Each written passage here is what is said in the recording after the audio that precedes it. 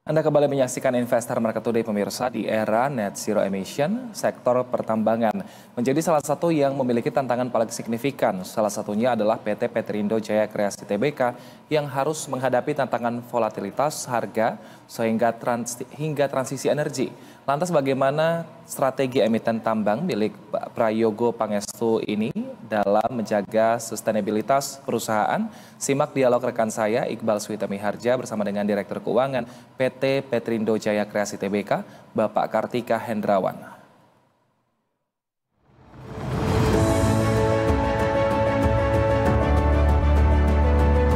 Ingin saya sampaikan dan dengan mengucap Bismillahirrahmanirrahim pada pagi hari ini, secara resmi saya buka BNI Investor Daily Summit 2024. Kami berharap BNI Investor Daily Summit 2024 dapat menjadi momen penting bagi investor. Pertumbuhan bagus, 5% selama sekian tahun berturut-turut, tapi pemerataannya harus kita tingkatkan.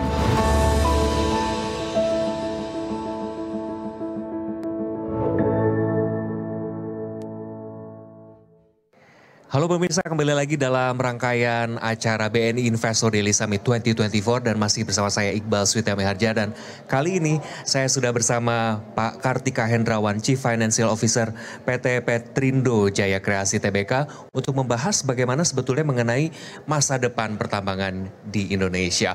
Pak Hendrawan, terima kasih sudah bergabung bersama kami. Terima kasih. Oke Pak, dalam menghadapi sebetulnya volatilitas harga komoditas pertambangan begitu ya Pak. Bagaimana Petrindo Group ini mempersiapkan strategi dan menghadapi kondisi tersebut untuk jangka panjang? Oke, kita memiliki dua strategi untuk sustain the volatility of the market gitu ya, especially in the commodity market. Nomor satu obviously diversification. Okay. Jadi kita mulai dulu dari memiliki satu tambang di thermal coal. Sekarang itu kita punya beberapa konsesi lain. Satu di tambang emas, yang kedua ada di metallurgical coal, which is quite different dari thermal coal gitu ya. Kalau metallurgical itu kan biasanya dipakai untuk steel making, rather than buat energy gitu ya. Itu nomor satu. Nomor dua integrasi. Jadi kita mencoba melakukan upstream integration gitu. Jadi dulu kita menjadi mine owner, sekarang kita menjadi mine kontraktor dan juga menjadi infrastructure owner untuk tambang-tambang yang kita punya dan tambang-tambang klien dari klien kita. Contoh nyatanya itu ada dua akuisisi yang telah kita lakukan di tahun ini. Satu itu kita membeli satu company namanya PT Mutu dari Indica Group gitu ya. PT Mutu ini memiliki metallurgical coal gitu ya. So, itu salah satu bukti nyata dari kita untuk mendiversification mineral kita gitu ya. Nomor dua itu akuisisi PT Petrosi Terbuka, which is a mining kontraktor dan EPC kontraktor gitu. Jadi sekarang ini dengan akuisisi ini we can say that our positioning is quite broad. Kalau dulu hanya mine owner, sekarang kita menjadi mine owner, mine kontraktor sama infrastructure gitu. Mine owner, mine kontraktor dan infrastructure. Betul. Sulitkah Pak untuk menjadi itu semua? Tantangannya seperti apa? Ya tantangannya lebih ke integration ya. Jadi kan obviously when we acquire the company, the culture is a bit different, system is different. Tapi ya menurut saya sih we're quite comfortable with that, given we're part of Barito Group gitu ya. Secara historically memang Barito Group ini sering gitu ya melakukan corporate action, melakukan akuisisi. Jadi it's always in our blood to acquire company integrated into our ecosystem. And create value out of all this lah. Gitu. Jadi integrasi ini yang memang jadi tantangan, tapi tentu pasti melihat peluangnya ini juga beneficial for the corporations gitu ya Pak. Betul. Pak, sebetulnya bagaimana prediksi harga komoditas dari kacamata Anda dan Petrindo? Saat ini sih menurut kami lumayan positif ya, especially dengan instability of the politics di Middle East gitu ya, yang biasanya itu berkorelasi positif dengan harga komoditas, especially energi gitu ya. Jadi kalau dilihat selama 2 minggu terakhir gitu kan, minyak naik, gas naik, batu bara naik ya. Obviously we are one of the beneficiaries of this. Kedepannya menurut kami sih 2024, 2023 itu menjadi new normal normal gitu ya. Kedepannya menurut kami sih harganya ya mungkin sustain di sekitar rata-rata sekarang. Tren jangka panjang seperti apa menurut prediksi Anda? Kita ya obviously as a mining company we're quite optimistic gitu ya. Tapi again balik ke fundamental, we're trying to diversify gitu ya. Jadi kalau dulu kita hanya tergantung dari batubara thermal, kalau sekarang kita ada beberapa gitu kan, metallurgical, kita juga punya emas dan karena kita memiliki Petrosi, Petrosi itu lumayan unik karena pendapatannya, even though it's a mining company, pendapatan itu lumayan stabil. Karena it's a contract based gitu ya. Jadi klien-klien kami, the likes of misalnya Freeport gitu ya. Freeport menjadi klien kami dari tahun 1991 gitu ya. Kita juga sempat menang kontrak dari BP, dari Vale, dan beberapa blue chip companies yang lain. Jadi hopefully ke depannya even though commodity price itu naik turun, tapi kontraknya itu tetap stabil gitu. That's why itu yang menjadi memberikan sumbangsi yang lumayan stabil yang seperti Anda tadi sebutkan. Pak, terkait sebetulnya aksi korporasi, akuisisi tadi yang Bapak sudah sebutkan, Petrosi oleh Petrindo memperkuat posisi perusahaan dalam sektor jasa pertambangan dan energi. Seperti apa proses dan perkembangannya sampai saat ini? Again sebagai part of Barito Group kita itu selalu diberi mandat itu ya oleh pemegang saham pengendali kami untuk selalu bertumbuh gitu ya. Jadi memberikan nilai yang lebih bukan cuma ke grup tapi juga ke semua pemangku jabatan, all the stakeholders di ekosistem kami.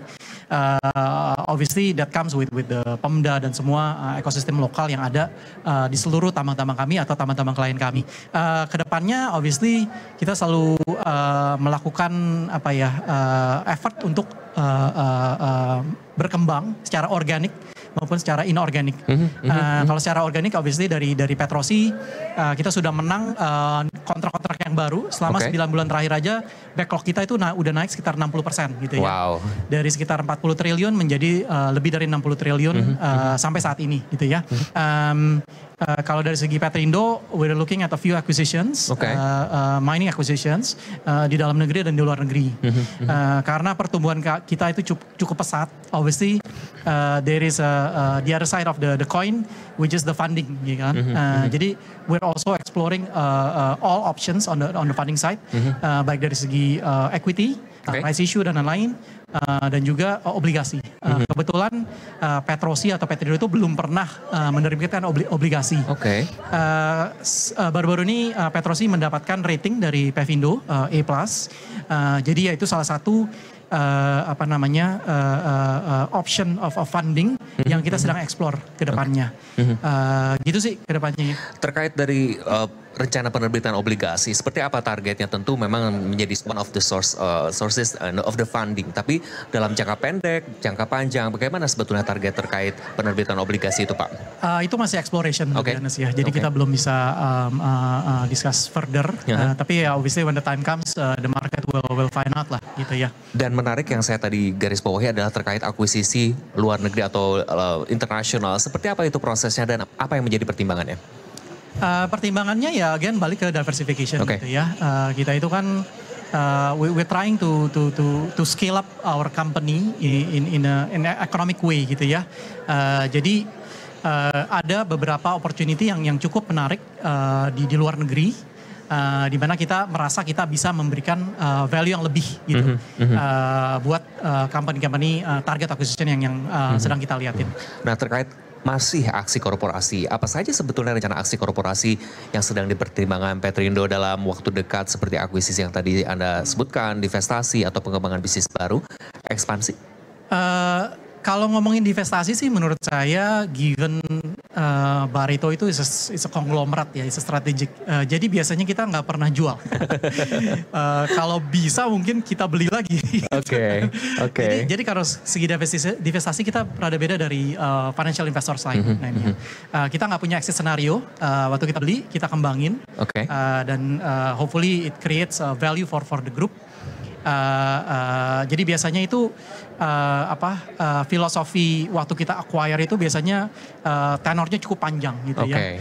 Kita nggak pernah ngelihat 5 tahun ke depan ini bisa jadi berapa. Lebih ke ya selama 5 tahun ke depan how much value can we add from acquiring this company.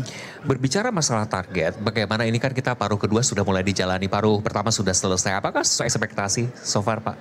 Ya cukup baik ya. Ya ini kan we're in the middle of closing a third quarter. Jadi ya the proper disclosure will be out soon. Gitu.